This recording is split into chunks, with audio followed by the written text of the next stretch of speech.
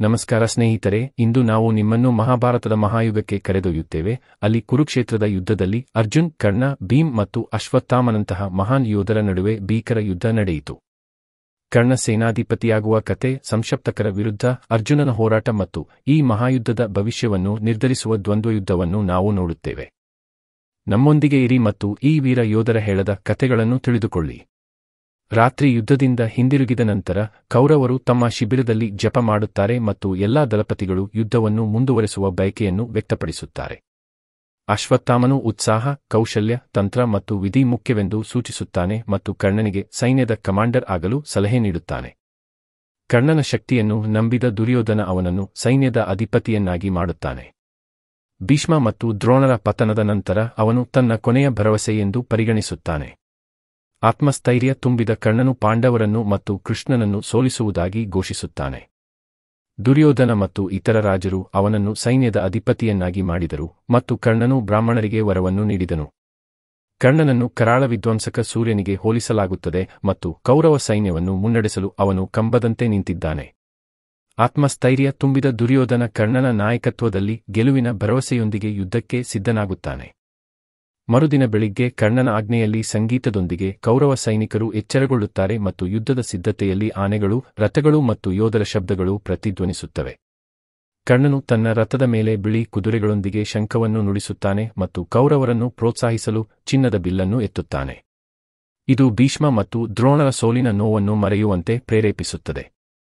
ಕರ್ಣನು ಮಕರವ್ಯೂಹದಲ್ಲಿ ಕೌರವ ಸೇನೆಯನ್ನು ಏರ್ಪಡಿಸುತ್ತಾನೆ. ಅವನು ತನ್ನನ್ನು ಮುಂಚೂಣಿಯಲ್ಲಿಟ್ಟುಕೊಂಡು ಶಕುನಿ, ಉಲುಗ್, ಅಶ್ವತ್ಥಾಮ ಮತ್ತು ದುರ್ಯೋಧನನ ಸಹೋದರರಿಗೆ ವ್ಯೂಹದಲ್ಲಿ ಪ್ರಮುಖ ಸ್ಥಾನವನ್ನು ನೀಡುತ್ತಾನೆ. ಯುಧಿಷ್ಠಿರನು ಅರ್ಜುನನನ್ನು ಕರ್ಣನನ್ನು ಕೊಲ್ಲುವಂತೆ ಒತ್ತಾಯಿಸುತ್ತಾನೆ ಮತ್ತು ಅರ್ಜುನನು ಅರ್ಧಚಂದ್ರ ವ್ಯೂಹದಲ್ಲಿ ಸೈನ್ಯವನ್ನು ಮುನ್ನಡೆಸುತ್ತಾನೆ. ಎರಡೂ ಸೇನೆಗಳು ಆತ್ಮಸ್ಥೈರ್ಯ ಮತ್ತು ಡೋಲು ಬಾರಿಸುತ್ತಾ ಯುದ್ಧದ ಕಡೆಗೆ ಸಾಗುತ್ತವೆ. ಶಂಖ, ಆನೆ ಮತ್ತು ರಥಗಳ ನಾದದಿಂದ ರಣರಂಗವು ಪ್ರತಿಧ್ವನಿಸುತ್ತದೆ. ಕರ್ಣ ಮತ್ತು ಯುಧಿಷ್ಠಿರರು ತಮ್ಮ ಸೈನಿಕರು ಮತ್ತು ಸೈನ್ಯದ ಗುಂಪನ್ನು ಮುನ್ನಡೆಸುತ್ತಾರೆ. ಪ್ರತಿಯೊಬ್ಬ ಯೋಧನು ಹೋರಾಡಲು ನಿರ್ಧರಿಸುತ್ತಾನೆ. ಯೋಧರು, ಕುದುರೆಗಳು ಮತ್ತು ಆನೆಗಳಿಂದ ತುಂಬಿದ ಎರಡು ಬೃಹತ್ ಸೈನ್ಯಗಳು ದೇವರು ಮತ್ತು ರಾಕ್ಷಸರಂತೆ ಘರ್ಷಣೆ ಮಾಡುತ್ತವೆ. ವೀರ ಯೋಧರು ಆನೆಗಳು, ರಥಗಳು ಮತ್ತು ಕುದುರೆಗಳ ದೈವಿಕ ಜೀವಿಗಳಂತೆ ಬೀಳುತ್ತಾರೆ. ಅವರು ಮಚ್ಚು, ಕೋಲುಗಳು ಮತ್ತು ಕೋಲುಗಳಿಂದ ಪರಸ್ಪರ ಕೊಲ್ಲುತ್ತಾರೆ. ಇದು ವಿಜಯಶಾಲಿ ಯೋಧರ ನಡುವೆ ರಕ್ತಪಾತಕ್ಕೆ ಕಾರಣವಾಗುತ್ತದೆ. ಯುದ್ಧವು ತೀವ್ರಗೊಳ್ಳುತ್ತಿದ್ದಂತೆ ಭೀಮ, ದುಷ್ಟದ್ಯುಮ್ನ, ಶಿಖಂಡಿ, ದ್ರೌಪದಿಯ ಮಕ್ಕಳು, ಪ್ರಭಾದ್ರಕ, ಸಾತ್ಯಕಿ, ಚೇಕಿತನ ಮತ್ತು ದ್ರಾವಿಡ, ಪಾಂಡ್ಯ, ಚೋಳ ಮತ್ತು ಕೇರಳದ ಯೋಧರು ಪಾರ್ಥರನ್ನು ಮುನ್ನಡೆಸುತ್ತಾರೆ ಮತ್ತು ಕೌರವರ ವಿರುದ್ಧ ತೀವ್ರವಾಗಿ ಹೋರಾಡುತ್ತಾರೆ. ಅವರು ಕತ್ತಿಗಳು, ಈಟಿಗಳು, ಬಿಲ್ಲುಗಳು ಮತ್ತು ಈಟಿಗಳಿಂದ ತೀವ್ರವಾಗಿ ಆಕ್ರಮಣ ಮಾಡುತ್ತಾರೆ. ಸಾತ್ಯಕಿಯು ಆಂಧ್ರ ಯೋಧರನ್ನು ಮತ್ತು ಛೇದಿ, ಪಾಂಚಾಲ್, ಕೈಕೇಯ ಮತ್ತು ಮಗಧದಂತಹ ಇತರ ನಿರ್ಭೀತ ಬುಡಕಟ್ಟುಗಳನ್ನು ಅವರ ಅತ್ಯುತ್ತಮ ರಥಗಳು, ಕುದುರೆಗಳು, ಸೈನ್ಯಗಳು ಮತ್ತು ಆನೆಗಳೊಂದಿಗೆ ಮುನ್ನಡೆಸುತ್ತಾನೆ. ಭೀಮನು ಶಕ್ತಿಯುತವಾದ ಆನೆಯ ಮೇಲೆ ಸವಾರಿ ಮಾಡುತ್ತಾನೆ, ಆಭರಣಗಳಿಂದ ಅಲಂಕರಿಸಲ್ಪಟ್ಟಿದ್ದಾನೆ ಮತ್ತು ಉದಯ ಪರ್ವತದ ಮೇಲೆ ಸೂರ್ಯನಂತೆ ಹೊಳೆಯುತ್ತಾನೆ. ಕುಲುತ್ತರ ರಾಜ ಕ್ಷೇಮದುರ್ ತನ್ನ ಸ್ವಂತ ಆನೆಯ ಮೇಲೆ ಏರುವ ಮೂಲಕ ಅವನಿಗೆ ಸವಾಲು ಹಾಕುವ ಅವನ ವಿರುದ್ಧ ತೀವ್ರವಾಗಿ ಹೋರಾಡುತ್ತಾನೆ. ಇಬ್ಬರೂ ಪರ್ವತಗಳಂತೆ ಘರ್ಷಣೆ ಮಾಡುತ್ತಾರೆ, ಈಟಿ ಮತ್ತು ಈಟಿಗಳಿಂದ ಹೊಡೆಯುತ್ತಾರೆ, ಘೋರವಾಗಿ ಹೋರಾಡುತ್ತಾರೆ ಮತ್ತು ದೊಡ್ಡ ಬಲದಿಂದ ಆಕ್ರಮಣ ಮಾಡುತ್ತಾರೆ. ಕ್ಷೇಮದುರನು ಭೀಮನನ್ನು ಅನೇಕ ಬರ್ಜಿಗಳಿಂದ ಗಾಯಗೊಳಿಸುತ್ತಾನೆ, ಆದರೆ ಕೋಪದಿಂದ ಉರಿಯುತ್ತಿರುವ ಭೀಮನು ಮೋಡಗಳನ್ನು ಹರಿದು ಹಾಕುವ ಸೂರ್ಯನಂತೆ ತೋರುತ್ತಾನೆ. ಅವನು ಮಣಿಯದ ಶಕ್ತಿಯಿಂದ ಪ್ರತೀಕಾರಕ್ಕೆ ಸಿದ್ಧನಾಗಿದ್ದಾನೆ. ಭೀಮನು ಕ್ಷೇಮದುರ್ನ ಮೇಲೆ ಈಟಿಯನ್ನು ಎಸೆಯುತ್ತಾನೆ, ಅವನು ಅವನನ್ನು ಈಟಿಗಳಿಂದ ನಾಶಪಡಿಸುತ್ತಾನೆ ಮತ್ತು ಪ್ರತಿಯಾಗಿ ಅವನು ಈಟಿಯ ಸ್ಫೋಟದಿಂದ ಅವನನ್ನು ನಾಶಪಡಿಸುತ್ತಾನೆ. ಭೀಮನು ತನ್ನ ಬಿಲ್ಲಿನಿಂದ ಪ್ರತೀಕಾರ ತೀರಿಸುತ್ತಾನೆ, ಕ್ಷೇಮದುರನ ಆನೆಯನ್ನು ಗಾಯಗೊಳಿಸಿದನು, ಅದರಿಂದ ಅವನು ಓಡಿಹೋಗಲು ಪ್ರಾರಂಭಿಸಿದನು. ಕ್ಷೇಮದುರ್ ಮತ್ತೆ ಹಿಡಿತವನ್ನು ಪಡೆಯುತ್ತಾನೆ, ಇದರಿಂದ ಭೀಮನ ಬಿಲ್ಲು ಮುರಿದು ಅವನ ಆನೆಯು ಗಾಯಗೊಂಡಿತು, ಅದು ಬಿದ್ದಿತು. ಭೀಮನು ವೇಗವಾಗಿ ಜಿಗಿಯುತ್ತಾನೆ, ಕ್ಷೇಮದುರ್ನ ಆನೆಯ ಮೇಲೆ ತನ್ನ ಗದೆಯಿಂದ ಆಕ್ರಮಣ ಮಾಡುತ್ತಾನೆ ಮತ್ತು ಭೀಕರ ದ್ವಂದ್ವಯುದ್ಧದಲ್ಲಿ ರಾಜನನ್ನು ಎದುರಿಸುತ್ತಾನೆ. ಭೀಮನು ಕ್ಷೇಮದುರನನ್ನು ಮಾರಣಾಂತಿಕ ಹೊಡೆತದಿಂದ ಕೊಂದನು ಮತ್ತು ರಾಜನು ಮಿಂಚಿನಿಂದ ಕೊಲ್ಲಲ್ಪಟ್ಟ ಸಿಂಹದಂತೆ ಅವನ ಆನೆಯ ಮೇಲೆ ಬಿದ್ದನು. ಅವನ ನಾಯಕನ ಮರಣವನ್ನು ಕಂಡು ಕೌರವ ಸೇನೆಯು ಭಯಭೀತರಾಗಿ ಓಡಿಹೋಯಿತು. ಯುದ್ಧವು ಭೀಕರವಾಗುತ್ತದೆ ಏಕೆಂದರೆ ಶಕ್ತಿಶಾಲಿ ಮತ್ತು ನಿರ್ಭೀತ ಕರ್ಣನು ತನ್ನ ನಿರಂತರ ದಾಳಿಯಿಂದ ಪಾಂಡವ ಸೈನ್ಯವನ್ನು ನಾಶಪಡಿಸುತ್ತಾನೆ, ಇದರಿಂದ ಆನೆಗಳು ಭಯದಿಂದ ಓಡಿಹೋಗಲು ಪ್ರಾರಂಭಿಸುತ್ತವೆ. ನಕುಲನು ಕರ್ಣನನ್ನು ಧೈರ್ಯದಿಂದ ಎದುರಿಸಿದನು, ಭೀಮನು ಅಶ್ವತ್ಥಾಮನೊಂದಿಗೆ ಮತ್ತು ಸಾತ್ಯಕಿಯು ಕೈಕೇಯ ರಾಜಕುಮಾರರಾದ ವಿಂದ ಮತ್ತು ಅನುವಿಂದರೊಂದಿಗೆ ಹೋರಾಡಿದರು. ಚಿತ್ರಸೇನೆಯು ಶ್ರುತಕರ್ಮನ ವಿರುದ್ಧ ನಿಂತಿದೆ, ಪ್ರತಿವಿಂಧ್ಯ ಚಿತ್ರ ಎದುರಿಸುತ್ತಿದೆ, ದುರ್ಯೋಧನ ಯುಧಿಷ್ಠಿರನನ್ನು ಆರೋಪಿಸುತ್ತಿದ್ದಾನೆ ಮತ್ತು ಅರ್ಜುನನು ಮತ್ತೊಮ್ಮೆ ಸಂಶಪ್ತಕರೊಂದಿಗೆ ಹೋರಾಡುತ್ತಿದ್ದಾನೆ. ಸಾತ್ಯಕಿ ಮತ್ತು ಕೈಕೇಯ ರಾಜಕುಮಾರರ ನಡುವೆ ಘೋರ ಯುದ್ಧವೂ ನಡೆಯಿತು, ಪರಸ್ಪರ ತೀವ್ರವಾಗಿ ಗಾಯಗೊಂಡರು. ಯುದ್ಧವು ತೀವ್ರಗೊಂಡಂತೆ ಯುದ್ಧಭೂಮಿಯು ಕಿರುಚಾಟ, ನೋವು ಮತ್ತು ರಕ್ತಪಾತದಿಂದ ತುಂಬಿತ್ತು. ಭೀಕರ ಯುದ್ಧದಲ್ಲಿ ಸಾತ್ಯಕಿ ಮತ್ತು ಕೈಕೇಯ ರಾಜಕುಮಾರರಾದ ವಿಂದ ಮತ್ತು ಅನುವಿಂದರು ಘೋರ ದ್ವಂದ್ವ ಯುದ್ಧದಲ್ಲಿ ತೊಡಗಿದ್ದರು. ಅದರಲ್ಲಿ ಪ್ರಬಲವಾದ ಬಾಣಗಳನ್ನು ನೀಡಲಾಯಿತು, ಇದು ಯುದ್ಧಭೂಮಿಯನ್ನು ಕಪ್ಪು ಬಣ್ಣಕ್ಕೆ ತಿರುಗಿಸಿತು. ಕೊನೆಗೆ ಸಾತ್ಯಕಿಯು ತೀಕ್ಷ್ಣವಾದ ಬಾಣವನ್ನು ಪ್ರಯೋಗಿಸಿ ಅನುವಿಂದನ ತಲೆಯನ್ನು ತನ್ನ ದೇಹದಿಂದ ತುಂಡರಿಸಿದನು, ಅದು ಕೈಕೇಯನಿಗೆ ದುಃಖವನ್ನು ತುಂಬಿತು. ವಿಂದನು ಕೋಪಗೊಂಡು ಸಾತ್ಯಕಿಯ ಮೇಲೆ ಬಾಣವನ್ನು ಹಾಕಿದನು, ಅದು ಅವನನ್ನು ಗಂಭೀರವಾಗಿ ಗಾಯಗೊಳಿಸಿತು. ಇಬ್ಬರು ಯೋಧರು ಪರಸ್ಪರರ ಸಾರಥಿಗಳು ಮತ್ತು ಕುದುರೆಗಳನ್ನು ಕೊಂದರು, ನಂತರ ಕತ್ತಿಗಳೊಂದಿಗೆ ಹೋರಾಡಲು ಕಾಲ್ನಡಿಗೆಯಲ್ಲಿ ಕೆಳಗೆ ಹಾರಿದರು. ಪುರಾತನ ಪ್ರತಿಸ್ಪರ್ಧಿಗಳಂತೆ ಅವರು ಒಬ್ಬರಿಗೊಬ್ಬರು ಸುತ್ತುವರೆದರು, ಅವರು ತೀವ್ರವಾಗಿ ಹೋರಾಡಿದರು, ಸಾತ್ಯಕಿ ಪರಿಸ್ಥಿತಿಯ ಲಾಭವನ್ನು ಪಡೆದುಕೊಳ್ಳುವವರೆಗೂ ಮತ್ತು ವಿಂದಾನನ್ನು ಹರಿತವಾದ ಕತ್ತಿಯಿಂದ 2 ಭಾಗಗಳಾಗಿ ಕತ್ತರಿಸಿದರು. ಸಾತ್ಯಕಿ ಯುಧಾಮನ್ಯುವಿನ ರಥವನ್ನು ಹತ್ತಿದನು ಮತ್ತು ನಂತರ ಹೊಸ ರಥದ ಮೇಲೆ ಯುದ್ಧವನ್ನು ಸೇರಿದನು. ಅವನು ನಿರಂತರವಾಗಿ ಕೈಕೇಯನ ಸೈನ್ಯದ ಮೇಲೆ ಆಕ್ರಮಣ ಮಾಡಿದನು, ಅದು ಅವನನ್ನು ಹೆದರಿಸಿ ಓಡಿಹೋದನು. ಶ್ರುತಕರ್ಮನು ಚಿತ್ರಸೇನನನ್ನು 50 ಬಾಣಗಳಿಂದ ಹೊಡೆದನು ಮತ್ತು ಚಿತ್ರಸೇನ್ ಶ್ರುತಕರ್ಮನು ತ್ವರಿತವಾಗಿ ಪ್ರತಿಕ್ರಿಯಿಸಿದನು ಮತ್ತು ಶ್ರುತಕರ್ಮನನ್ನು ಮತ್ತು ಅವನ ಸಾರಥಿಯನ್ನು ನಿಖರವಾಗಿ ಹೊಡೆದನು. ಶ್ರುತಕರ್ಮನು ಮಾರಣಾಂತಿಕ ಬಾಣದಿಂದ ಪ್ರತಿಕ್ರಿಯಿಸಿದನು, ಅದು ಅವನನ್ನು ಕೆಡವಿತು. ಅವನಿಗೆ ಪ್ರಜ್ಞೆ ಬಂದಾಗ ಚಿತ್ರಸೇನನು ಶ್ರುತಕರ್ಮನ ಧನುಸ್ಸನ್ನು ಮುರಿದು ಪ್ರಬಲವಾದ ಬಾಣಗಳಿಂದ ಗಾಯಗೊಳಿಸಿದನು. ಶ್ರುತಕರ್ಮನು ಹೊಸ ಬಿಲ್ಲು ಎತ್ತಿಕೊಂಡು ಚಿತ್ರಸೇನನ ಮೇಲೆ ಬಾಣಗಳ ಮಳೆಗರೆದನು, ಅದು ಅವನನ್ನು ಅಲಂಕಾರಿಕ ಬಾಣದಿಂದ ಆಶ್ಚರ್ಯಕರ ದೃಷ್ಟಿಗೆ ತಿರುಗಿಸಿತು. ಯಾವುದೇ ಭಯವಿಲ್ಲದೆ ಚಿತ್ರಸೇನನು ಶ್ರುತಕರ್ಮನ ಎದೆಗೆ ಬಾಣವನ್ನು ಹೊಡೆದನು, ಅದು ಅವನಿಗೆ ವಿಪರೀತ ರಕ್ತಸ್ರಾವವಾಯಿತು. ಕೋಪಗೊಂಡ ಶ್ರುತಕರ್ಮನು ಚಿತ್ರಸೇನನ ಧನುಸ್ಸನ್ನು ಮುರಿದು 100 ಬಾಣಗಳಿಂದ ಅವನ ಮೇಲೆ ದಾಳಿ ಮಾಡಿದನು, ಅದು ಅವನನ್ನು ಕತ್ತಲೆಯಲ್ಲಿ ಮುಳುಗಿಸಿತು. ಶ್ರುತಕರ್ಮನು ಚಿತ್ರಸೇನನ ತಲೆಯನ್ನು ತನ್ನ ದೇಹದಿಂದ ಬೇರ್ಪಡಿಸಲು ತೀಕ್ಷ್ಣವಾದ ಬಾಣವನ್ನು ಬಳಸಿದನು, ಅದು ಅವನ ತಲೆಯು ಚಂದ್ರನಂತೆ ಆಕಾಶದಿಂದ ಬೀಳುವಂತೆ ಮಾಡಿತು. ಕೋಪಗೊಂಡ ಚಿತ್ರಸೇನನ ಸೈನಿಕರು ಶ್ರುತಕರ್ಮನ ಮೇಲೆ ದಾಳಿ ಮಾಡಿದರು, ಆದರೆ ಅವನು ಅವರನ್ನು ಬಾಣಗಳಿಂದ ನಾಶಪಡಿಸಿದನು ಮತ್ತು ಭಯಭೀತರಾದ ಆನೆಗಳಂತೆ ಚದುರಿಸಿದನು. ಪ್ರತಿವಿಂಧ್ಯ ಚಿತ್ರ ಮೇಲೆ ದಾಳಿ ಮಾಡಿದಳು, ಅವನು ಮತ್ತೆ ಹೋರಾಡಿದನು. ಆಳವಾದ ಹೋರಾಟದ ನಂತರ ಚಿತ್ರ ಶಕ್ತಿಶಾಲಿ ಗದೆಯನ್ನು ಎಸೆದು ಪ್ರತಿವಿಂಧ್ಯೆಯ ರಥವನ್ನು ನಾಶಪಡಿಸಿದಳು. ಪ್ರತಿವಿಂಧ್ಯನು ತೀಕ್ಷ್ಣವಾದ ಬಾಣದಿಂದ ಪ್ರತೀಕಾರ ತೀರಿಸಿದನು, ಆದರೆ ಚಿತ್ರ ಅವನನ್ನು ಹಿಡಿದು ಹಿಂದಕ್ಕೆ ಎಸೆದಳು, ಅದು ಪ್ರತಿವಿಂಧ್ಯೆಯ ತೋಳಿಗೆ ಗಾಯವಾಯಿತು. ಆಗ ಪ್ರತಿವಿಂಧ್ಯನು ಚಿನ್ನದ ಗದೆಯನ್ನು ಎಸೆದನು, ಅದು ಚಿತ್ರಾಳ ಹೃದಯಕ್ಕೆ ಬಡಿದು ಅವನು ತಕ್ಷಣವೇ ಮರಣ ಹೊಂದಿದನು. ಅನುಭವಿ ಯೋಧರು ಪ್ರತಿವಿಂಧ್ಯನ ಮೇಲೆ ದಾಳಿ ಮಾಡುತ್ತಾರೆ, ಅವನ ಮೇಲೆ ಬಾಣಗಳು ಮತ್ತು ಆಯುಧಗಳನ್ನು ಮಳೆಗರೆದರು, ಆದರೆ ಗಾಳಿಯು ಮೋಡಗಳನ್ನು ಚದುರಿಸುವಂತೆ ಅವನು ಉಗ್ರವಾಗಿ ಹೋರಾಡುತ್ತಾನೆ. ಕೌರವರು ಭಯದಿಂದ ಓಡಿಹೋದರು. ದ್ರೋಣನ ಮಗ ಅಶ್ವತ್ಥಾಮ ಏಕಾಂಗಿಯಾಗಿ ನಿಂತು ಭೀಮನ ಮೇಲೆ ದಾಳಿ ಮಾಡುತ್ತಾನೆ, ಇದು ಅವರ ನಡುವೆ ಭೀಕರ ಘರ್ಷಣೆಯನ್ನು ಉಂಟುಮಾಡುತ್ತದೆ. ಇದು ವೃತ್ರ ಮತ್ತು ಇಂದ್ರನ ನಡುವಿನ ಪ್ರಾಚೀನ ಯುದ್ಧವನ್ನು ನೆನಪಿಸುತ್ತದೆ. ದ್ರೋಣನ ಮಗ ಅಶ್ವತ್ಥಾಮನು ತೀಕ್ಷ್ಣವಾದ ಬಾಣದಿಂದ ಭೀಮನ ಮೇಲೆ ಆಕ್ರಮಣ ಮಾಡುತ್ತಾನೆ, ನಂತರ ಅವನು ಇನ್ನೂ 90 ಬಾಣಗಳನ್ನು ಹೊಡೆಯುತ್ತಾನೆ, ಇದು ಭೀಮನ ಇಡೀ ದೇಹವನ್ನು ನಡುಗಿಸುತ್ತದೆ. ಭೀಮನು ಭಯವಿಲ್ಲದೆ 1000 ಬಾಣಗಳು ಮತ್ತು ಗದೆಗಳಿಂದ ಪ್ರತೀಕಾರ ತೀರಿಸುತ್ತಾನೆ. ಅಶ್ವತ್ಥಾಮನು ಪ್ರತೀಕಾರ ತೀರಿಸುತ್ತಾನೆ ಮತ್ತು ಭೀಮನ ತೋಳನ್ನು ತೀಕ್ಷ್ಣವಾದ ಬಾಣದಿಂದ ಆಕ್ರಮಣ ಮಾಡುತ್ತಾನೆ, ಅದನ್ನು ಭೀಮನು ಹೆಮ್ಮೆಯ ಸಿಂಹದಂತೆ ಹೊತ್ತಿದ್ದಾನೆ. ಭೀಮನು ಅಶ್ವತ್ಥಾಮನ ತೋಳಿನ ಮೇಲೆ ಕೆಂಪು ಪರ್ವತದಂತಿದ್ದ 3 ಬಾಣಗಳಿಂದ ಆಕ್ರಮಣ ಮಾಡಿದನು.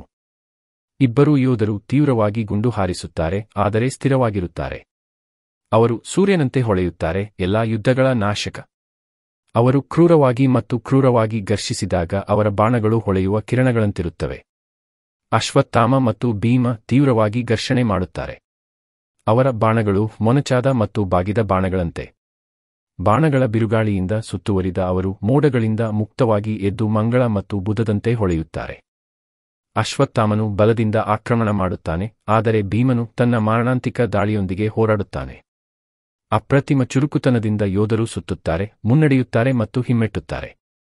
ಅವರು ಆಕಾಶವನ್ನು ಬೆಳಗಿಸುವ ಶಕ್ತಿಶಾಲಿ ಆಯುಧಗಳಿಂದ ಪರಸ್ಪರ ರಥಗಳನ್ನು ನಾಶಮಾಡಲು ಪ್ರಯತ್ನಿಸುತ್ತಾರೆ. ಯುದ್ಧಭೂಮಿಯ ಪ್ರವಾಹದಂತೆ ಅಶ್ವತ್ಥಾಮ ಮತ್ತು ಭೀಮರು ತೀವ್ರವಾಗಿ ಘರ್ಷಣೆ ಮಾಡುತ್ತಾರೆ ಮತ್ತು ಬೆಂಕಿಯ ಜ್ವಾಲೆಯು 2 ಸೈನ್ಯಗಳನ್ನು ಆವರಿಸುತ್ತದೆ. ಅಶ್ವತ್ಥಾಮ ಮತ್ತು ಭೀಮರು ಕೋಪದಿಂದ ಒಬ್ಬರನ್ನೊಬ್ಬರು ಆವರಿಸಿಕೊಳ್ಳುತ್ತಾರೆ ಮತ್ತು ಗಂಭೀರವಾದ ಗಾಯಗಳನ್ನು ಉಂಟುಮಾಡುತ್ತಾರೆ. ಅವರ ಕಣ್ಣುಗಳು ಕೆಂಪಾಗುತ್ತವೆ ಮತ್ತು ಅವರ ತುಟಿಗಳು ಕೋಪದಿಂದ ನಡುಗುತ್ತವೆ. ಅವರು ಆಯಾಸವಿಲ್ಲದೆ ಬಿರುಗಾಳಿಯ ಮೋಡಗಳಂತೆ ಬಾಣಗಳಿಂದ ಪರಸ್ಪರ ಬಾಂಬ್ ಸ್ಫೋಟಿಸುತ್ತಾರೆ. ಅವರು ಪರಸ್ಪರ ರಥಗಳನ್ನು ನಾಶಪಡಿಸುತ್ತಾರೆ ಮತ್ತು ರಥಗಳು ಮತ್ತು ಕುದುರೆಗಳನ್ನು ಗುರಿಯಾಗಿಸುತ್ತಾರೆ. ಇಬ್ಬರೂ ರಥಗಳನ್ನು ಆಹ್ವಾನಿಸುತ್ತಾರೆ ಮತ್ತು ಎರಡು ಮಿಂಚುಗಳಂತೆ ಒಟ್ಟಿಗೆ ದಾಳಿ ಮಾಡುತ್ತಾರೆ. ಇದರಿಂದಾಗಿ ಇಬ್ಬರೂ ತಮ್ಮ ಸೈನಿಕರ ತಲೆಯ ಮೇಲೆ ಪ್ರಜ್ಞಾಹೀನರಾಗುತ್ತಾರೆ. ಅವರ ರಥಗಳು ಅವರನ್ನು ಯುದ್ಧಭೂಮಿಯಿಂದ ಬೇಗನೆ ಎಳೆಯುತ್ತವೆ. ಬಿರುಗಾಳಿಯಂತೆ ಅರ್ಜುನನು ಸೈನ್ಯದ ಮೇಲೆ ದಾಳಿ ಮಾಡುತ್ತಾನೆ ಮತ್ತು ಯೋಧರ ತಲೆಗಳನ್ನು ಕತ್ತರಿಸಿ ಅವರ ರಕ್ಷಾಕವಚವನ್ನು ಮುರಿಯುತ್ತಾನೆ. ರಥಗಳು ಮತ್ತು ಆನೆಗಳನ್ನು ನಾಶಮಾಡಿ ಯಮಲೋಕಕ್ಕೆ ಕಳುಹಿಸುತ್ತಾನೆ. ಅರ್ಜುನನ ಸಮರಕಲೆಯು ಇಂದ್ರನ ರಾಕ್ಷಸರೊಂದಿಗಿನ ಹೋರಾಟದಂತೆ ಕಾಣುತ್ತದೆ ಮತ್ತು ಅವನು ತನ್ನ ಶತ್ರುಗಳನ್ನು ನಿಖರವಾಗಿ ಕೊಲ್ಲುತ್ತಾನೆ. ಅರ್ಜುನನ ಪರಾಕ್ರಮವನ್ನು ಕಂಡು ಅಶ್ವತ್ಥಾಮನು ಅವನಿಗೆ ಸವಾಲು ಹಾಕುತ್ತಾನೆ. ಕೃಷ್ಣನ ಮಾರ್ಗದರ್ಶನದೊಂದಿಗೆ ಅರ್ಜುನನು ಅಶ್ವತ್ಥಾಮನನ್ನು ಎದುರಿಸುತ್ತಾನೆ. ಅಶ್ವತ್ಥಾಮನು ಬಾಣಗಳಿಂದ ಆಕ್ರಮಣ ಮಾಡುತ್ತಾನೆ, ಆದರೆ ಅರ್ಜುನನು ತನ್ನ ಬಾಣಗಳನ್ನು 3 ಭಾಗಗಳಾಗಿ ವಿಂಗಡಿಸುತ್ತಾನೆ ಮತ್ತು ಅವುಗಳನ್ನು ನಾಶಪಡಿಸುತ್ತಾನೆ ಮತ್ತು ಯೋಧರನ್ನು ಪುಡಿಮಾಡುತ್ತಾನೆ. ಅರ್ಜುನನ ದಾಳಿಯು ರಥಗಳು, ಆನೆಗಳು ಮತ್ತು ಯೋಧರನ್ನು ಪುಡಿಮಾಡುತ್ತದೆ ಮತ್ತು ಯುದ್ಧದ ಸೂರ್ಯನಂತೆ ಅವನು ಅಶ್ವತ್ಥಾಮನ ಮೇಲೆ ಬಾಣಗಳಿಂದ ಆಕ್ರಮಣ ಮಾಡುತ್ತಾನೆ. ಅಶ್ವತ್ಥಾಮನು ಜವಾಬ್ದಾರಿಯುತವಾಗಿ ಆಕ್ರಮಣ ಮಾಡುತ್ತಾನೆ, ಆದರೆ ಅರ್ಜುನ ಅವನ ಎಲ್ಲಾ ಸವಾಲುಗಳನ್ನು ಅಡ್ಡಿಪಡಿಸುತ್ತಾನೆ.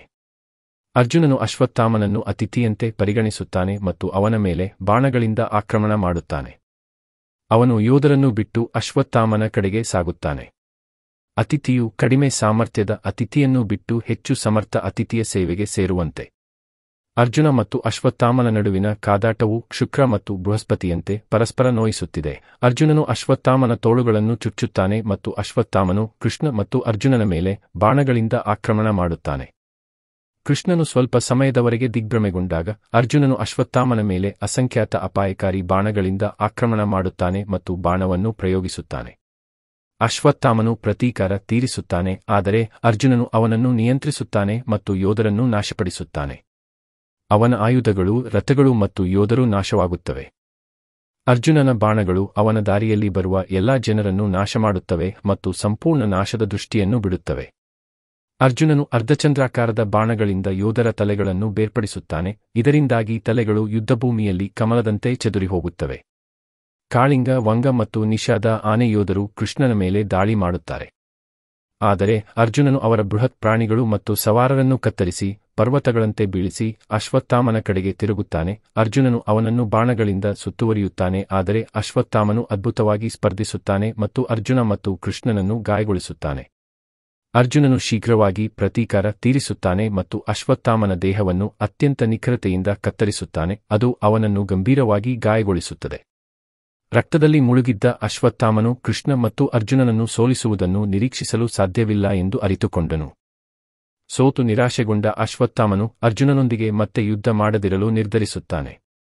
ಅವನು ತನ್ನ ಕುದುರೆಗಳನ್ನು ಶಾಂತಗೊಳಿಸುತ್ತಾನೆ ಮತ್ತು ಕರ್ಣನ ಸೈನ್ಯವನ್ನು ಸೇರುತ್ತಾನೆ. ಅವನ ಭರವಸೆಗಳು ಛಿದ್ರಗೊಂಡಿವೆ ಮತ್ತು ಅವನ ಆಯುಧಗಳು ಬಹುತೇಕ ದಣಿದಿವೆ. ಏತನ್ಮಧ್ಯೆ ಕೃಷ್ಣ ಮತ್ತು ಅರ್ಜುನರು ವಿಚಲಿತರಾಗದೆ ತಮ್ಮ ಗಮನವನ್ನು ಯೋಧರ ಕಡೆಗೆ ತಿರುಗಿಸುತ್ತಾರೆ. ಅವರು ತಮ್ಮ ಅಶ್ವಸೈನ್ಯದೊಂದಿಗೆ ಗಾಳಿಯಲ್ಲಿ ಮುಂದೆ ಸಾಗುವಾಗ ಅವರ ರಥವು ಗದ್ದಲದಂತೆ ಸದ್ದು ಮಾಡುತ್ತದೆ. ಕುರುಕ್ಷೇತ್ರದ ಉತ್ತರ ಭಾಗದಲ್ಲಿ ಮಗಧದ ಅಧಿಪತಿ ದಂಡಧರನು ಪಾಂಡವ ಸೇನೆಯ ಮೇಲೆ ದಾಳಿ ಮಾಡುತ್ತಾನೆ. ಅವನು ರಥಗಳು, ಆನೆಗಳು, ಕುದುರೆಗಳು ಮತ್ತು ಕಾಲಾಳುಗಳನ್ನು ನಾಶಪಡಿಸುತ್ತಾನೆ. ಕೃಷ್ಣನು ಅರ್ಜುನನ ರಥವನ್ನು ವೇಗವಾಗಿ ಓಡಿಸುತ್ತಾನೆ. ಅವನು ಸಂಶಪ್ತಕರನ್ನು ಎದುರಿಸುವ ಮೊದಲು ಅವನನ್ನು ಸೋಲಿಸಬೇಕು ಎಂದು ದಂಡಧರನ ಕಡೆಗೆ ತೋರಿಸುತ್ತಾ ತನ್ನ ದುಷ್ಟ ಆನೆಯನ್ನು ಎಚ್ಚರಿಸುತ್ತಾನೆ. ದಂಡಧರನು ಧೂಮಕೇತುವಿನಂತೆ ಪಾಂಡವ ಸೇನೆಯನ್ನು ನಾಶಪಡಿಸುತ್ತಾನೆ. ಅವನ ದೊಡ್ಡ ಆನೆ ಸಾವಿರಾರು ಜನರ ಮೇಲೆ ಗರ್ಜಿಸುತ್ತದೆ. ಅವನು ರಥಗಳನ್ನು, ಕುದುರೆಗಳನ್ನು ಮತ್ತು ಮನುಷ್ಯರನ್ನು ಕೆಟ್ಟದಾಗಿ ಪುಡಿಮಾಡುತ್ತಾನೆ. ಅರ್ಜುನನು ತನ್ನ ರಥದ ಮೇಲೆ ಮಗಧ ಸೈನ್ಯವನ್ನು ಕತ್ತರಿಸುತ್ತಾನೆ. ದಂಡಧರ ಮತ್ತು ಅವನ ಶಕ್ತಿಯುತ ಪ್ರಾಣಿಗಳ ಕಡೆಗೆ ಚಲಿಸುತ್ತಾನೆ. ಅರ್ಜುನ ದಂಡಧರ ದಂಶ್, ದೋಲ್ ಮತ್ತು ಧನುಷ್ ಕಡೆಗೆ ಚಲಿಸುತ್ತಾನೆ. ದಂಡಧರನು ಅರ್ಜುನ ಮತ್ತು ಕೃಷ್ಣನ ಮೇಲೆ ಬಾಣಗಳನ್ನು ಎಸೆದು ಜೋರಾಗಿ ನಗುತ್ತಾನೆ. ಪ್ರತಿಯಾಗಿ ಅರ್ಜುನನು ದಂಡಧರನ ಧನುಷ್, ಧ್ವಜ ಮತ್ತು ಆನೆಯನ್ನು ಹೊಡೆದು ನಾಶಪಡಿಸುತ್ತಾನೆ. ಕೋಪಗೊಂಡ ದಂಡಧರನು ಬಾಣಗಳನ್ನು ಎಸೆಯುತ್ತಾನೆ, ಆದರೆ ಅರ್ಜುನನು ಅವನ ತೋಳುಗಳನ್ನು ಮತ್ತು ತಲೆಯನ್ನು ವೇಗವಾಗಿ ಬಾಣಗಳಿಂದ ಕತ್ತರಿಸುತ್ತಾನೆ ಮತ್ತು ಅವನ ಶಕ್ತಿಯುತ ಆನೆ ಬಾಣಗಳ ಬೆಂಕಿಗೆ ಬೀಳುತ್ತದೆ. ದಂಡಧರನ ಸಹೋದರ ದಂಡ್ ತನ್ನ ಚಿನ್ನದ ಕವಚದಿಂದ ತನ್ನ ಬಿಳಿ ಆನೆಯ ಮೇಲೆ ದಾಳಿ ಮಾಡುತ್ತಾನೆ. ಆದರೆ ಅರ್ಜುನನು ಅವನ ತಲೆಯನ್ನು ಕತ್ತರಿಸಿ ಅವನ ಪ್ರಾಣಿಯನ್ನು ಕೊಂದನು. ನಂತರ ಪಾರ್ಥನು ಉಳಿದ ಮಗಧ ಆನೆಗಳನ್ನು ನಾಶಪಡಿಸುತ್ತಾನೆ.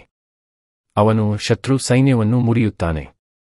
ಅವನು ಯುದ್ಧಭೂಮಿಯನ್ನು ಬಿದ್ದ ಯೋಧರು, ಆನೆಗಳು ಮತ್ತು ರಥಗಳಿಂದ ತುಂಬಿಸುತ್ತಾನೆ. ದೇವಗಣಗಳು ಇಂದ್ರನನ್ನು ಸುತ್ತುವರೆದಿರುವಂತೆ ಅರ್ಜುನನ ಸೈನ್ಯವು ಅವನನ್ನು ಸುತ್ತುವರೆದಿದೆ. ದಂಡಧರನನ್ನು ಸೋಲಿಸಲು ಯಮನಂತೆ ಭಯಭೀತನಾದ ಅವನನ್ನು ಹೊಗಳುತ್ತಿದ್ದರು. ಈ ಸಂಚಿಕೆಯನ್ನು ವೀಕ್ಷಿಸಿದ್ದಕ್ಕಾಗಿ ಧನ್ಯವಾದಗಳು. ನೀವು ವಿಡಿಯೋವನ್ನು ಇಷ್ಟಪಟ್ಟರೆ ದಯವಿಟ್ಟು ಅದನ್ನು ಲೈಕ್ ಮಾಡಿ, ಅದನ್ನು ನಿಮ್ಮ ಸ್ನೇಹಿತರೊಂದಿಗೆ ಹಂಚಿಕೊಳ್ಳಿ ಮತ್ತು ನಮ್ಮ ಚಾನಲ್ಗೆ ಚಂದಾದಾರರಾಗಲು ಮರೆಯಬೇಡಿ.